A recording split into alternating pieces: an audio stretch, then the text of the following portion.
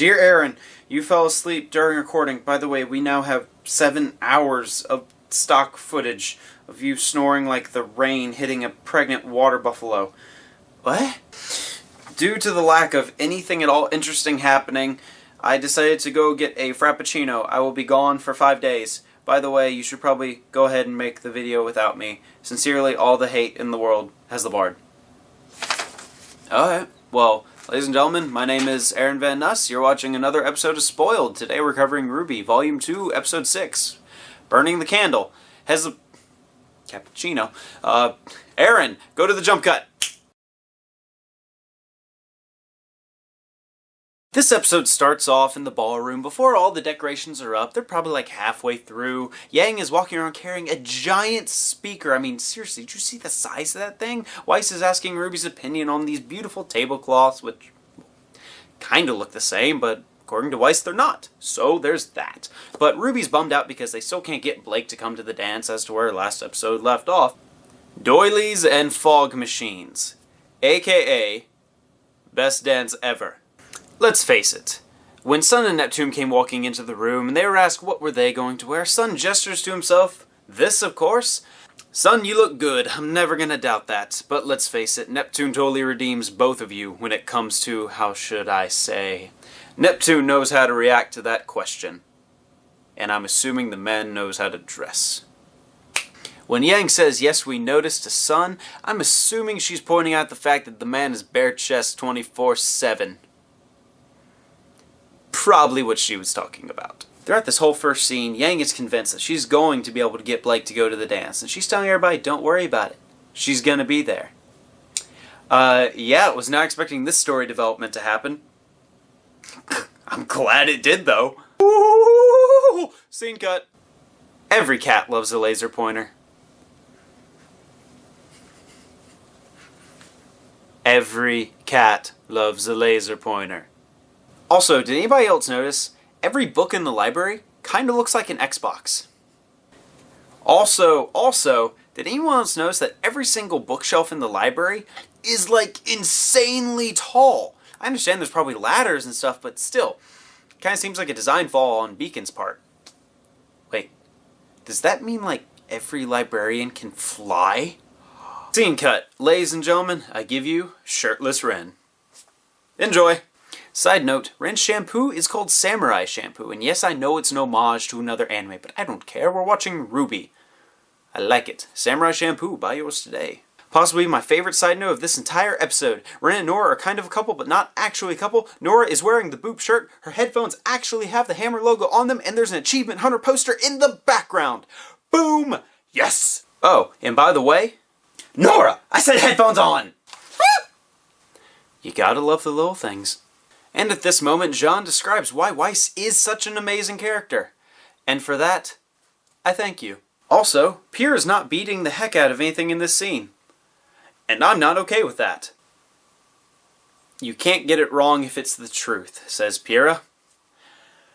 She's obviously never seen The Departed. In closing for this scene, I like to think Nora speaks for all of us. Scene cut. I said, scene cut. Are you ready to have the story of Rwby smack you upside the head? 'Cause I wasn't. I want to go ahead and point out, it's not that Blake didn't have a valid argument. It's merely that Yang's argument was superior and more valid in every single way possible. There. So we find out that Rwby and Yang grew up on an island called Patch, just off the coast of Vale. Their parents were huntsmen, no big surprise there. The dad was a teacher and the mom went out on missions. Their mom's name was Summer Rose. Now, I want to point out, it does not imply that she died, it implied that she left and never came back. She might be, because in the beginning of the Red trailer, Ruby's at this grave. Maybe that was their mom. Maybe it wasn't their mom. Maybe Rwby had a third cousin twice removed. Has that even happened, by the way? And this is where it actually answers one of the biggest questions I've had for the show for, well, since the beginning. Rwby and Yang had different moms, but the same dad. Now, may not seem like the biggest deal, but they have different last names. So I was wondering, did they have the same mom? Did they have the same dad? Was Yang adopted? Was Rwby adopted? There were questions that went along with this, but I'm glad that the show finally answered it. Made me happy. I hope it made you happy. If not, stop being so selfish. The sad part of this conversation is the fact that Yang's mom just kind of cut tail and ran as soon as she was born. Okay, I don't want to straight up call her a bad mom, but yeah, that kind of makes you a bad mom unless there's like some huge thing she had to go do and for some reason just never came back. Maybe she's dead. Also, by this point, pay attention to Blake's face, because she's no longer so concerned with her own problems. She's more along the lines of like, oh, this just got real. So, in the middle of their conversation, Yang gets up and starts drawing on the chalkboard this kind of big picture, which we get to talk about in just a second, but the scene kind of transitions over to this adorable little watercolor picture of just Yang when she was all young, and you can see Rwby too, and I mentioned it was adorable. I'm calling it right now, we don't get to see Uncle Crow until Volume 3. I want to see him in this one, but I'm calling it right now, we don't get to see him until Volume 3. When Yang is done with her story, she realizes that if she can't emotionally get through to Blake, she's going to physically show her that she is not capable of doing what she wants to do right now. She would not be able to beat Torchwick. Ladies and gentlemen, this is what we call good character development. If you can't deal with it, then you can just get out! Because this is what friends do for each other. They see a problem, they see something that is hindering or hurting, and you help, and you don't give up, and you pursue. Thank you, Carrie and Miles, for writing it this way. I genuinely appreciate it, and I hope all the other fans do as well. If they don't, then they can just get out! How do friends end an argument like this? Hugs all around! Speaking of hugs, Rwby plush toys now available in the RT store. Get them today. By the way, as this scene ends and it cuts to the next one, how about you just take a second to admire how awesome Crow's logo is? Because it's kind of awesome. It's just like the Pixar lamp.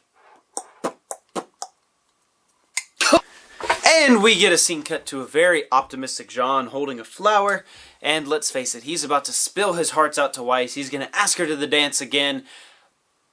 But as he's about to turn the corner, Weiss is walking up to Neptune and she's about to ask him to the dance. Which, by the way, it cuts off before Neptune says yes or no. I do not approve of this. Jean walks away disappointed and heartbroken, drops the flower to the ground, and ladies and gentlemen, this is not a scene cut. No, no, no. This is a beautiful scene transition.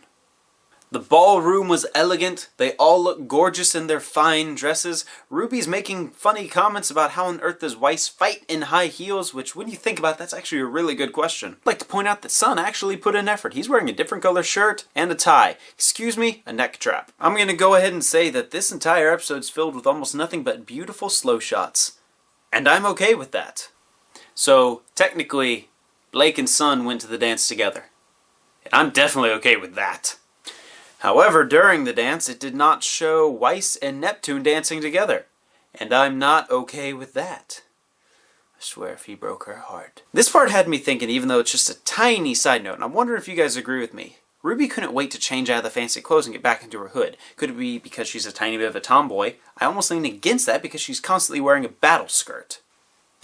Apart from that, she even points out, I just want to change back into my hood already.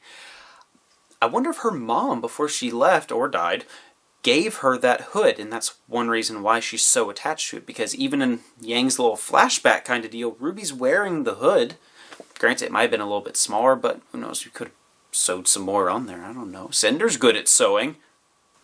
Hashtag stupid lady stilts. I gotta say, Ospen talking with Rwby this episode might have actually been my favorite part. Basically summarize Ospen and Rwby's conversation, he was trying to get her to understand no matter how much she enjoys battles, life is always going to be filled with them. But when the battle's over, you have to enjoy the downtime. You have to take the appreciation for the things you have around you and the friends you have around you. Because truly, that's what you're fighting for. And I love that he was trying to get her to understand that. Whether the message went across or not, it doesn't matter because the bad guys came walking in. How dare you end on a cliffhanger? How dare you? You know, it's funny. I think that was the loudest I actually was this entire video.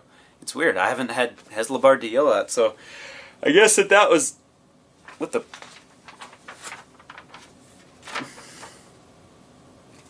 Dear Aaron, by this point in the video, you've probably been ranting for a little while, if not done. How does he know? Anyway, before you finish reading this, I would like you to go ahead and do your outro. Okay, well, ladies and gentlemen, my name is Aaron Van Nuss. Thank you again for watching another episode of Spoiled.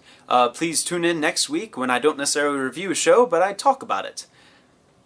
Back to the letter. Anyway, at this point, I would like you to go ahead and pull out your phone and use the rear-facing camera. Okay. Camera.